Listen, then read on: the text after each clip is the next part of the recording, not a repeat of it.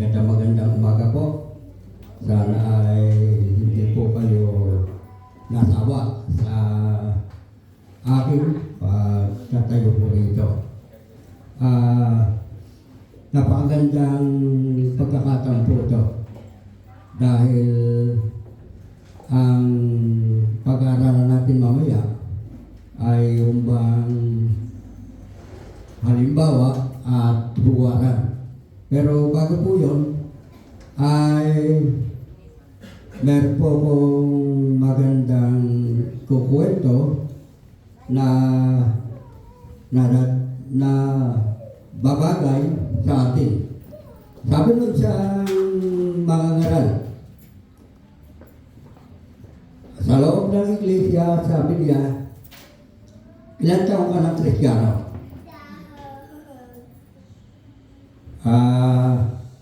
Dahil matagal na ang iglesia yun, sabi, matagal-tagal na po akong Kristiyano.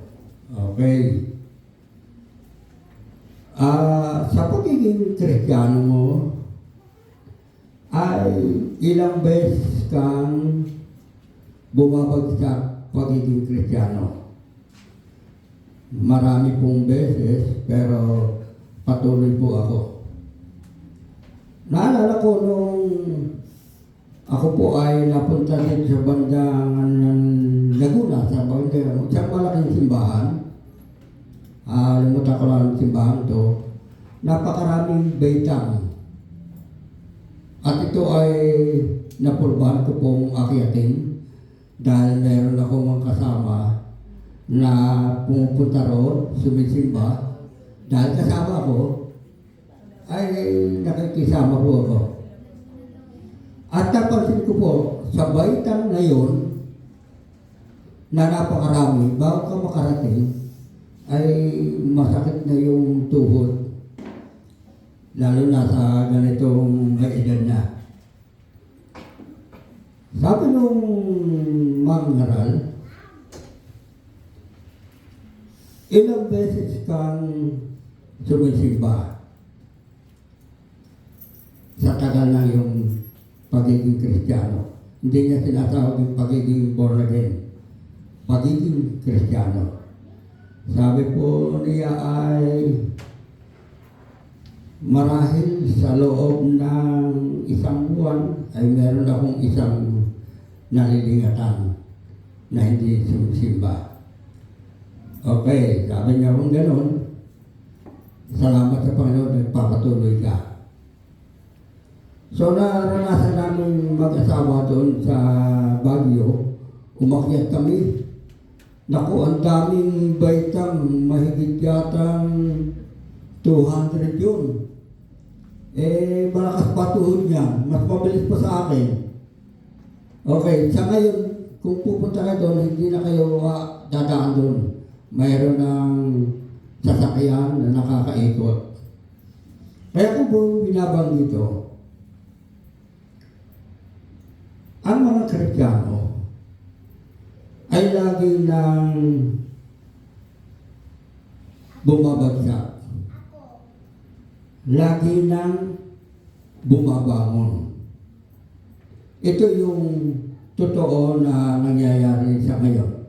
Kanina, habang ako nasa likod, binibilang ko to kung ilang hanggang area, sabi ko, bililang ko, 2, 3, 4, 5, 6, 7, 8, 9. Sa 10 kautusan, hindi po nabubuo yung pasampu. Yung siyam, sabi doon, sa pasampu, isa lang ang pagkakamali ay hindi ka na makakapantay sa pamantayan ng Diyos. Ito po ang isang mga halimbawa na nakikita. Sa mga Kristiyano, ay ito po ang kinakailangan malampasan natin yung siyam. Kinakailangan makarating tayo sa 10 kautusan. Maayos po natin yun. Pero alam natin sa kalagayan natin.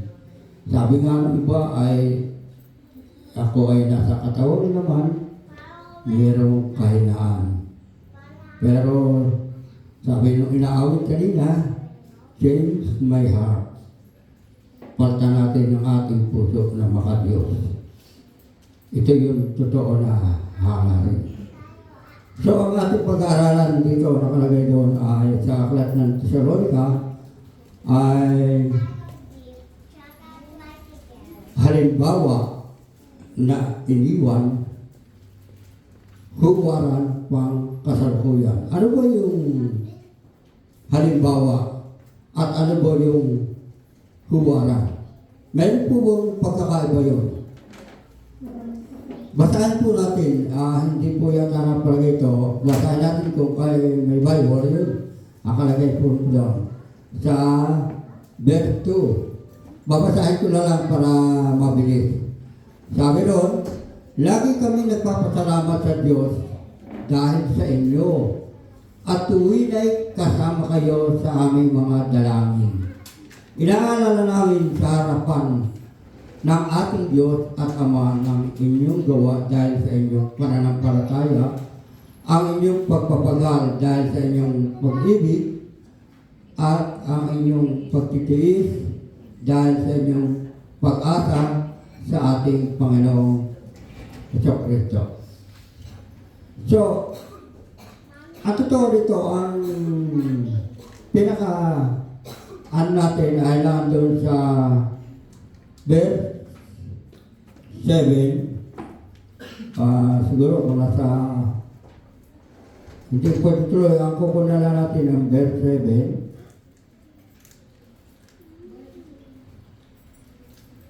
Sabi roon, sa 6 muna, makakasilot. Sabi doon sa 6, sinundan ninyo ang aming halimbawa at ang halimbawa ng Panginoon kahit dumanas kayo ng napakaraming paghihirap. Tinanggap ninyo ang salita ng Diyos ng may kagalakan mula sa Espiritu Santo. Sa 7, kaya't maging huwaran kayo ng mga panampalataya sa Macedonia at Akaya. Tayo po na'y manalangin. Ang banal na makapangyarihan sa lahat, dumudulog po kami sa inyo ngayong umaga. Samahan niyo po kami, Panginoon. Para sa amin pong pag-aaral, Panginoon, ay makita namin kung ano yung naisin mo sa amin. Ano yung layunin mo, dakilang Diyos, para kami laging magkakasama at lagi ka namin kasama. Sa pangalan ni Jesus, Allah ay aming hinihiling. Amen. Sa matandang tipan, kung nababasa riyon si Reyna Esther, isa siya sa nagtanggol sa mga Hudyo. Ang dahil doon, ang mga Hudyo ay gustong ipapatay ni Haman. Pero mayroong isang reyna na totoo na kinikilala ang Panginoon. Kaya siya ay ipinagtanggol niya ang mga Hudyo. Sabi doon, lumapit siya sa hari, mahal na hari, aking hihilingin sa inyo na kung maaari ang aming lahi ay huwag mapatay. Ito ay yung istorya ni Esther. Ang sabi nun, ng hari, hilingin mo at ibibigay ko sa iyo kahit ang kalahati ng aking kaharian. At hinilingan niya kung maaari ang mga kalahi niya, ang lipi niya ay ipagtanggol dahil papatayin po siya. Ang makikita po natin dito ay ang pagmamahal ni Esther sa kanyang lahi, sa kanyang lipi na mga Hudyo. Ito po ay isang halimbawa na iniiwan sa atin. Halimbawa na totoo na dapat nating gayanan, maging huwaran. Kapag sinabing huwaran, buhay po ang magsasabi na siya ay aking tutularan. Siya ay maging huwaran ko, maging halimbawa ko. Ito yung kalagayan ni Esther na nagtagumpay siya sa naisin niyang ipagtanggol, iligtas ang mga Hudyo. Sa ating pong bansa, meron din pong tayong malaking tao na ipinagtanggol ang mga Hudyo. Noong ang mga Hudyo ay inuusig, nag-iwalay na sila kung saan itinatapon, na-exile, pero marami roon ay hindi tinatanggap. Sila po ay nakarating ng Pilipinas. Tinanggap po siya ng isa nating presidente, si Manuel L. Quezon. 10,000 yung mga Hudyo na kanyang kinupkop. Pero inayawan to ng kanyang mga cabinet member, ng mga senador, mga congressman. Wala tayong ipapakain sa mga Hudyong to. Sabi niya, tinanggap ko ito, wala kayong alalahanin. Ang nais ko ay kupkupin ang mga Hudyo. At siya, meron isang malaking lupain, doon niya tinigil ang mga Hudyong ito. At kanya sinuplayan ng pagkain, lahat inayos niya. Pagkalipas ng mahabang panahon, ang mga Hudyo ay nagbalikan sa kanilang bansa. Ito ay sa Israel. Kung papansinin po natin, kapag tayo ay kumukuha ng halimbawa at meron tayong tinutularan, meron pong pakinabang. Ang pakinabang natin doon sa kay Esther. Ang Panginoong Jesus ay umabot sa ating kalagayan dahil siya ay nakaranas tayo ng kaligtasan. Dahil sa Panginoong Jesus, tayo ay nakaranas dahil sa pagtanggap natin ng kaligtasan.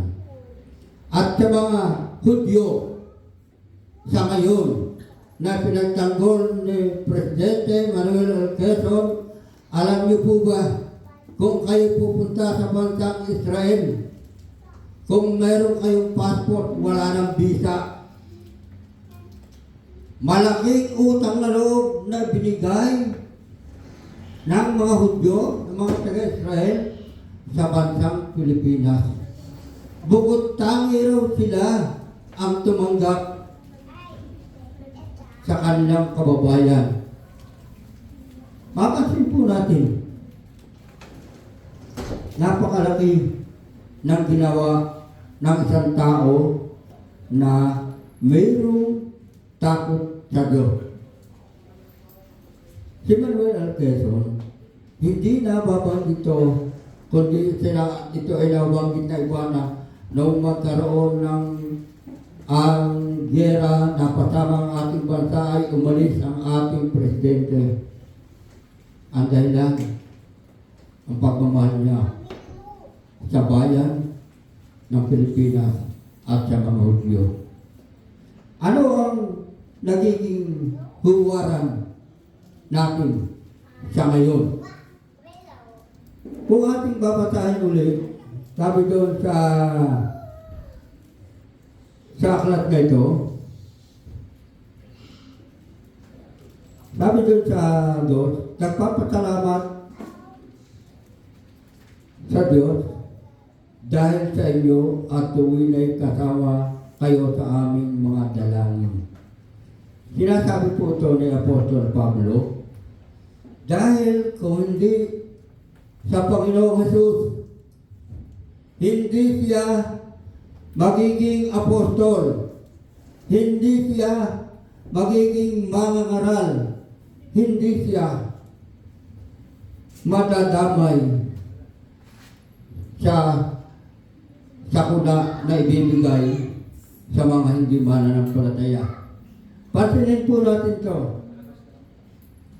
Sa aming mga dalangin, inaalaala namin sa harapan ng ating Diyos at Ama ang inyong mga gawa dahil sa inyong pananampalataya, ang inyong pagpapagal dahil sa inyong pag-ibig at inyong pagtitiis dahil inyong pag-asa sa ating Panginoong Jesucristo. Bakit tayo ay narito? Tayo ba magsasama-sama lang para magsaya, para lumapit sa Panginoon, pero hindi mo alam na totoo na ikaw ay ligtas, wala kang pagtitiis? Kapatid natin kami na doon sa sample ng sabi noong mga ngaral, ilang taong ka ng Kristiyano? Nagtatanong ang mga ngaral, may nagawa ka na ba? May nagawa ka na ba? Tanong sa bawat isa sa atin. Naalala ko nung Miyerkules, lilima po kami narito sa loob ng iglesia o sa bahay-sambahan. Lilima kami nag-aaral at nakakatuwa po. Pastor, elder, at diakonisa.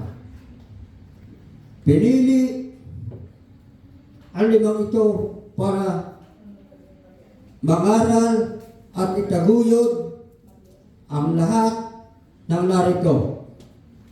Pinili yung limang to para hindi laging naandun sa upuan. Pinili ang limang ito hindi lang dahil sa inyo, kundi dahil sa mga pamilya na narito. Mapasin po natin si Timoteo at si Silas ay patuloy na magkasama sila na naglilingkod. Ang sabi nila, habang ang Diyos ay nasa amin, habang si Apostol Pablo ay patuloy na nangangaral sa amin, ay amin tinatanggap ang kanyang mga pangungusap dahil ito ay ang banal na Espiritu. Pansin po natin, sabi doon, kaya't maging huwaran kayo ng mga sumasampalataya sa nanampalataya. Nyari doon ang nangyari sa kanila habang sila ay umaalis, ang kanilang pananampalataya ay itinataguyod nila, ipinagtatanggol nila hanggang sa makarating ang mga manampalataya ito sa iba-ibang lugar. Sabi doon, Macedonia at Akaya. Sapagkat hindi lamang salita ng Panginoon ang lumaganap sa Macedonia, Akaya, pamamagitan ninyo ang inyong pananampalataya sa Diyos ay nababalita rin sa lahat ng dako. Kaya hindi na kailangan magsalita pa kami tungkol dito. Pansinin po natin, hindi na kailangan magsalita para mangaral. Ang ibig sabihin, ang bawat isa sa atin ay patotoo. Patotoo na tayo ay magandang huwaran. Kaya tayo ang dapat tularan. Tayo rin ang dapat maging halimbawa. Pero nakakalungkot po, mayroong halika dito sa Matandang Japan. Hanapin ko po, sabi sa aklat ng mga awit, sabi po ron sa chapter 1,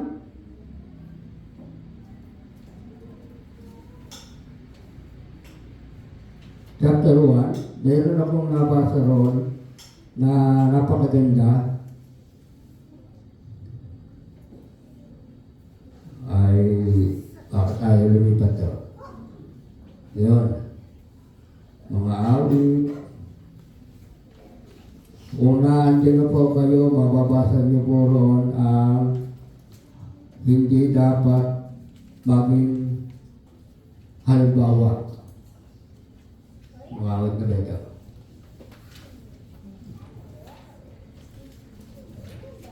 Sabi ron, mapalad, chapter 1, verse 1. Mapalad ang taong hindi nakikinig sa payo ng masama at hindi sumusunod sa masama nilang halimbawa. Hindi siya nakikisama sa mga kumukutya at hindi nakikisangkot sa gawaing masama. Di pa lang salitang halimbawa. Akala natin yung halimbawa ay magandang ginagawa.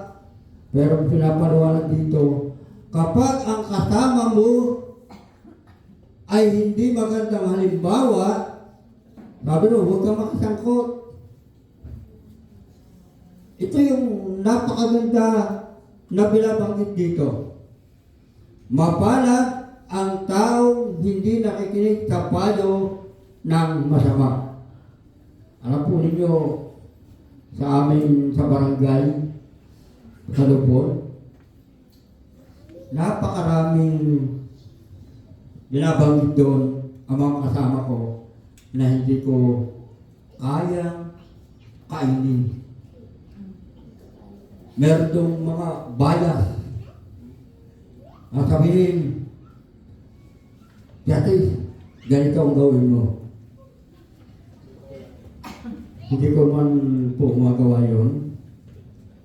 At salamat sa Panginoon. Ang nangyari sa akin ngayon, naging reserve na lang ako sa mga lupon. Dahil kami po ay 13, 12 lang ang kinukuha roon.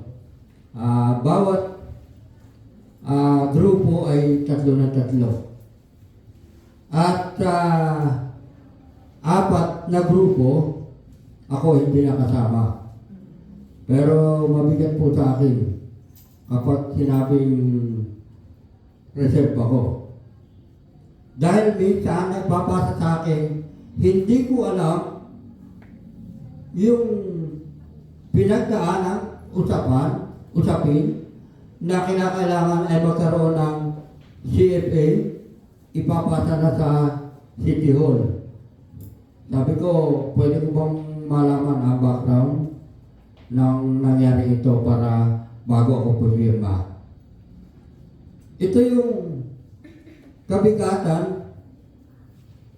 Kung ako hindi mananampalataya, marahil, sige, pirma na lang ako ng pirma. Meron sa akin yung pumirma ng pumirma. Humarap ngayon sa korte. Sabi, hindi ko alam. Sabi naman, pumirma ka eh. Kaya siya ay pinausap na magaling. Ito yung kagalingan sa bawat Kristiyano.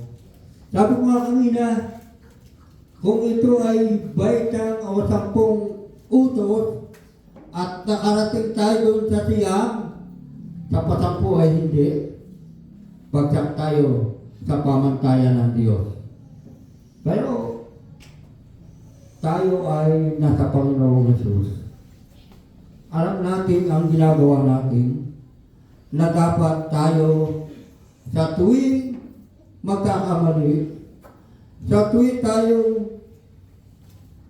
mayroong pagkakamali o pagkakasala, huwag na niyong antayin lumubog ang araw, ilapit mo sa Diyos. Humingi kayo ng tawad. Humingi kayo ng tulong sa Panginoon. At tayo po naman, tayong nakakaranas ng mga bagay, ng mga aksidente, ang Panginoon ay hindi nagkukulang. Alam na alam po natin ito. Sabi doon sa aklat ng Hebreo, chapter 1, verse 14, ang anghel na sinugo ng Diyos ay laging nagbabantay sa bawat isa sa atin. Ang sabi ng ating pinanggalingan ng pananampalataya ay meron kang anghel de la guardia. Totoo po yun. Pero binabanggit lang po nila para sa mga bata. Pero sa atin naman ang palataya, hindi lang para sa bata yun. Para sa matanda. Sa akin po, sabi nga ng pinsan ko, meron daw akong siyam na buhay.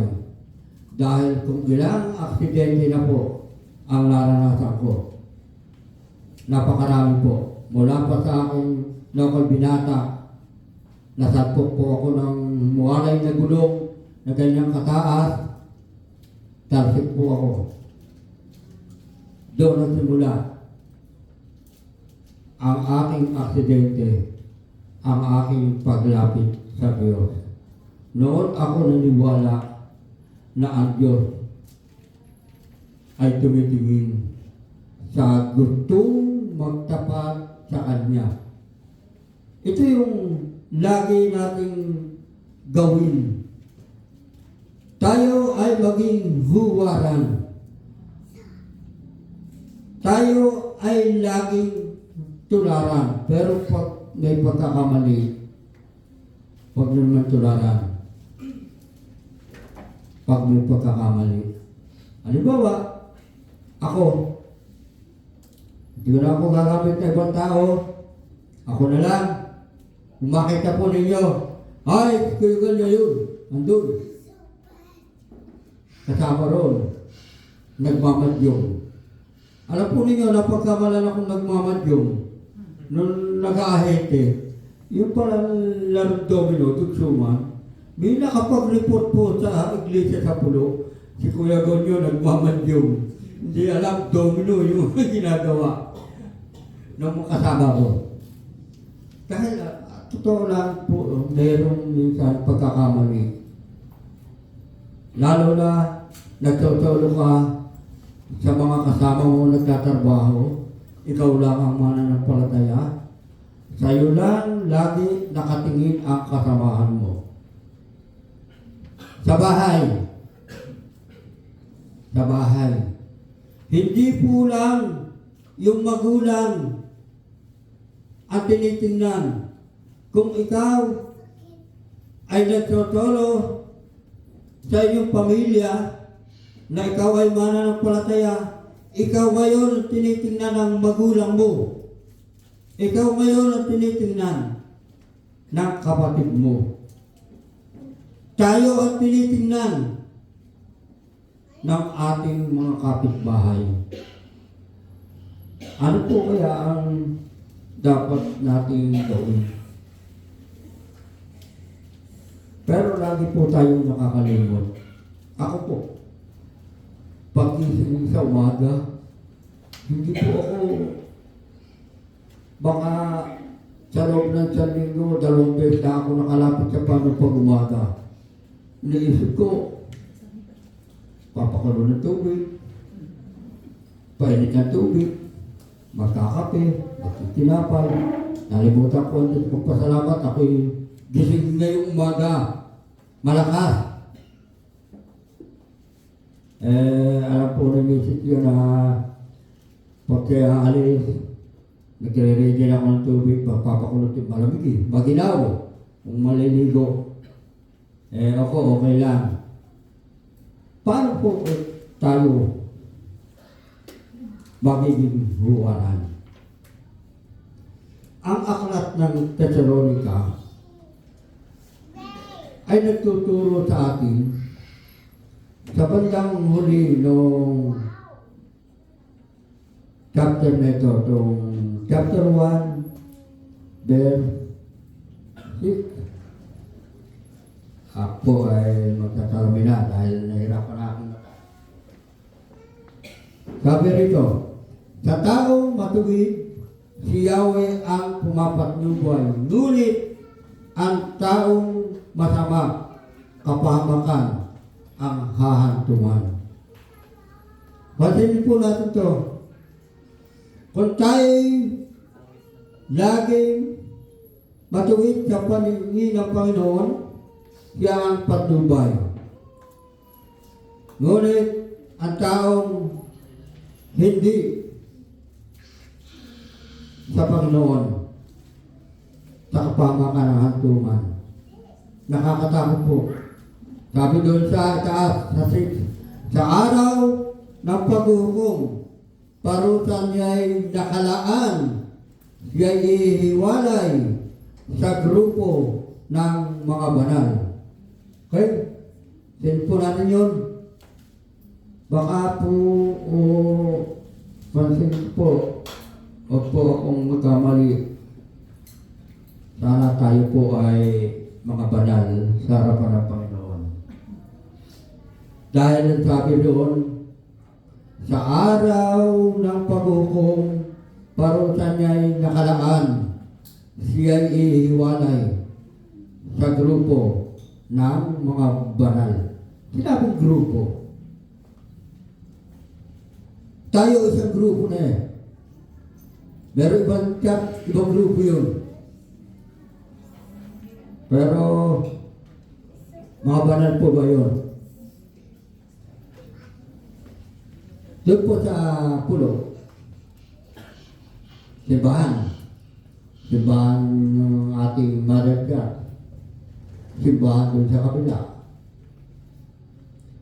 Mapansin po natin, grupo sila pagdadako sa kanilang simbahan. Meron tatapat lang, kukurot lang, gano'n, aalis na. Hindi katanggap sa Panginoon. Naalala ko nung si Pastor Evan ay naging tagapagsalita sa loob ng simbahan ng Katoliko. Namatay noon yung aking tiyuhin. Kinuha siyang tagapagsalita. Pagkatapos niya magsalita, ang sabi na ron, iyon ang magmiminsahe na ang namatay ay walang kinalaman ang mga narito. Ang Diyos ang nakakaalam. Sabi ng isang narinig ko ron, bakit hindi lagi siya ang gawing tagapagsalita kapag may namamatay? Ang sarap. Kung tayo isang Kristiyano na laging mayroong kinakaon ng Panginoon, hindi man mananampalataya, kinuha ang tagapagsalita, pumayag ka. Ito na ang panahon na mapahayag mo ang salita ng Diyos. Kapag nagawa mo yun, huwarang ka, tinularan mo ang salita ng Diyos. Napakasarap mo na mag-aral ng salita ng Diyos. Kahit po kayo nagsosolo. Kaya lang po, pagka kayo nagsosolo, sabi ko sa inyo, ang mata nyo ay unti-unting bumababa. Inaantok na po kayo. Pero pagka mag-cellphone, 3 oras na, hindi pa inaantok. Alahan po natin sa aklat ng Josue. Sabi doon, sa 1:8, sa huling salita rin, 2 sabi, sa laganang ang aking pamilya o aking sambayan ang maglilingkod sa Diyos. Sabi rin doon sa aklat ng Jose doon sa chapter 1, sabi doon, araw at gabi kung binabasa, minumuni-muni ang salita ng Diyos. Kapag ginawa po natin yun, nakikita po ng Diyos. Mula po sa matandang tipan hanggang bagong tipan, sabi doon, ang mata ng Panginoon ay nakatunghay sa masama at sa matuwid. Kung tayo nandun sa masama, ang sabi doon, ay meron agad hatol. Iiwalay siya sa grupo ng mga banal. Pero kung tayo ay matuwid, nakikita tayo ng Panginoon, tayo iiwalay sa grupo, sama-sama yung mga banal. Hindi po isasama ang mga makasalanan. Pansinin po natin yung itong huli kong binasa kanina sa aklat ng mga awit. Unang aklat. Sabi doon, kung ating papansinin ang ibang pangusap dito, babasahin po ulit bago din tayo magtatapos. Sabi doon, mapalad ang taong hindi nakikinig sa payo ng masama at hindi sumusunod sa masama nilang halimbawa. Hindi siya nakikisama sa mga kumukutya at hindi nakikisangkot sa gawain masama. Sabi doon sa pangalawa, sa halip, kasayahan ng sumunod sa kautusan ni Yahweh, binubulay-bulay niya ito araw sa araw at gabi. Sabi sa 3, katulad niya ay punong kahoy sa tabi ng isang batitan. Laging sariwa ang kahoy na namumunga sa takdang panahon. Kanina naalala ko yung pag-aaral. Ano ba yung bunga? Naalala ko kanina pagtuturo. Maraming binabanggit ang bunga. Bunga, pagka masama, hindi maganda bunga. Pero pag mabuti, ano ang bunga yun? Kayo na lang ang buwasa sa aklat ng Galatia 5:22.